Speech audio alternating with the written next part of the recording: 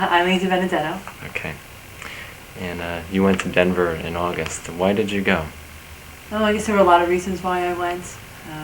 I'm part of a wonderful group at Holy Child, and some of us had gone on a similar experience a year and a half ago in Dayton, Ohio, on a big retreat, if you will.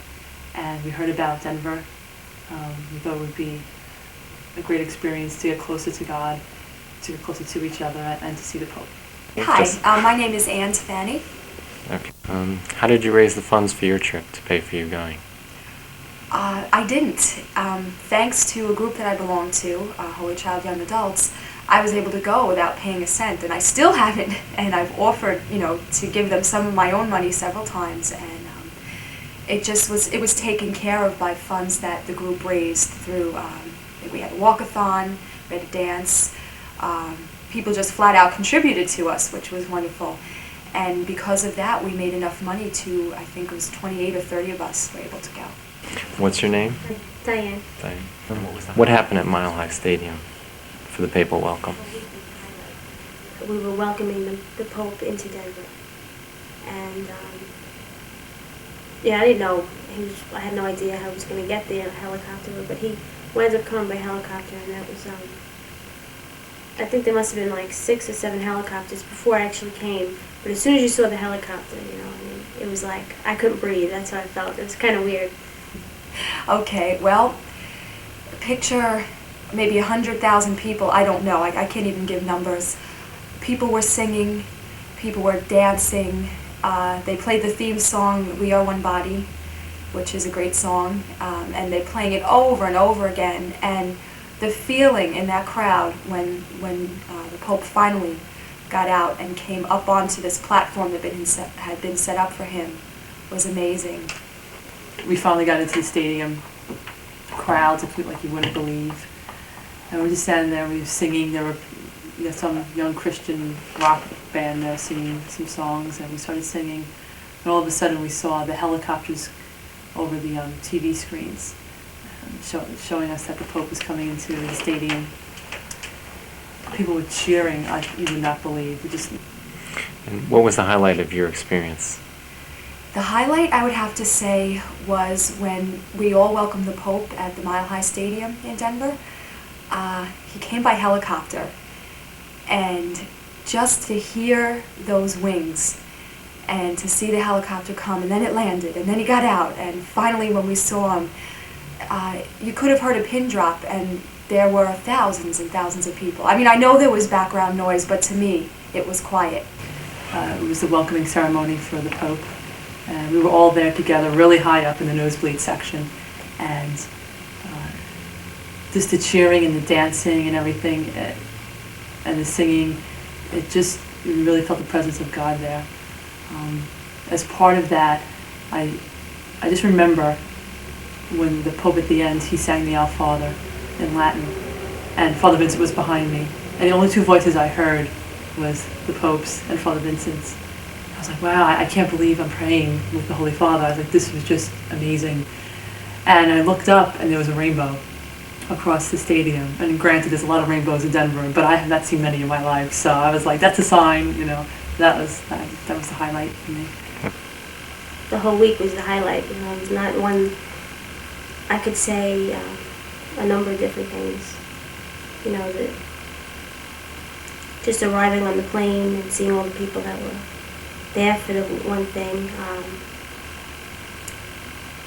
to when the helicopters came at Mile High Stadium, when I actually saw the Pope, like 5 feet away from me, or the last day when I helped out all those people, and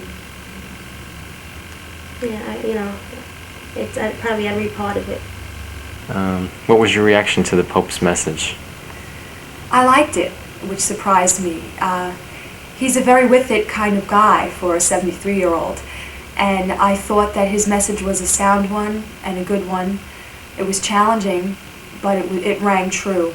The main thrust of his message was that as young people, the church, we're the future of it, and he was really pleading with us to, go out and spread the word, tell other people how we feel and what it means to us to be Christians. And I respected him for that. And what was your reaction to the crowd? It was unbelievable, you know. Everyone was friendly. I couldn't believe how, you know, really, you're not used to that in the area we live in. Made me come back and try to be that way towards everyone else, and kind of found out that people are a lot more pleasant than I thought they ever were. Did your group come closer together on the journey? Oh, definitely, yes. Some of us had known each other for almost 3 years, and some for just a few months.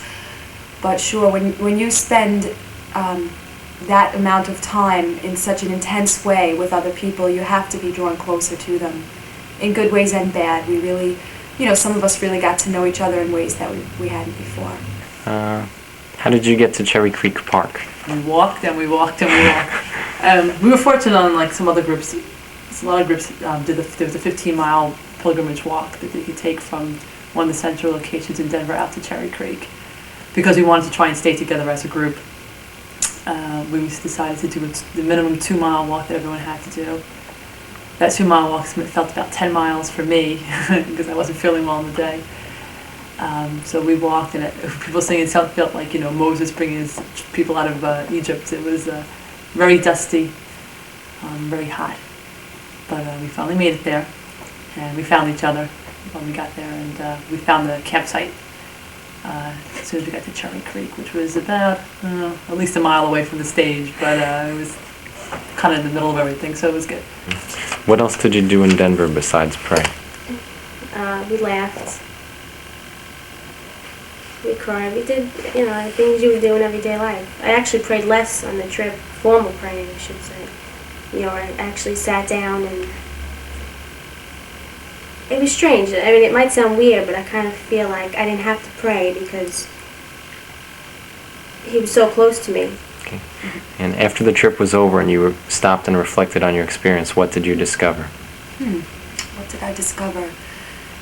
I discovered that I had learned more than I thought I did in Denver, because it was rather a rough trip for me.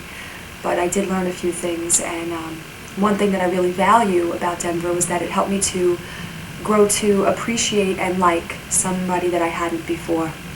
And I was thankful that I got a chance to speak to this person and know this person a little bit better.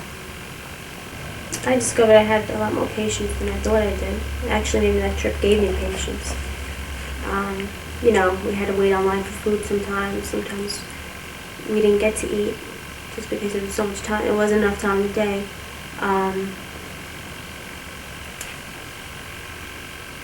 I learned that I have a lot more strength than I thought I did. Not that I'm a weak person,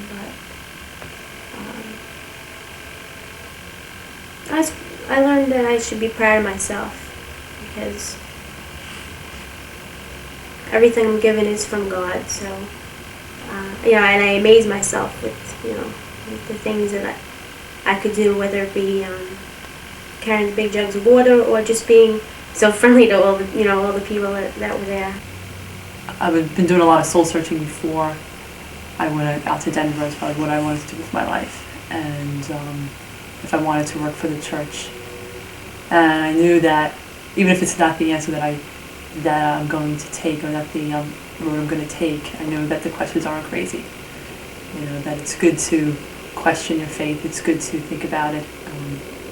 It's okay to talk about it as a young person in public. We had a good small group within Holy Child that we knew amongst ourselves it was okay to talk about our faith and to question it and to pray about it and to share. But to see the thousands of people doing the same, it really reinforced it. I learned about a lot of things about my friends there too. We got to know each other on a different level, closer. We got to know good things and bad things about each other and about ourselves. And overall, it was an experience I would never forget, ever.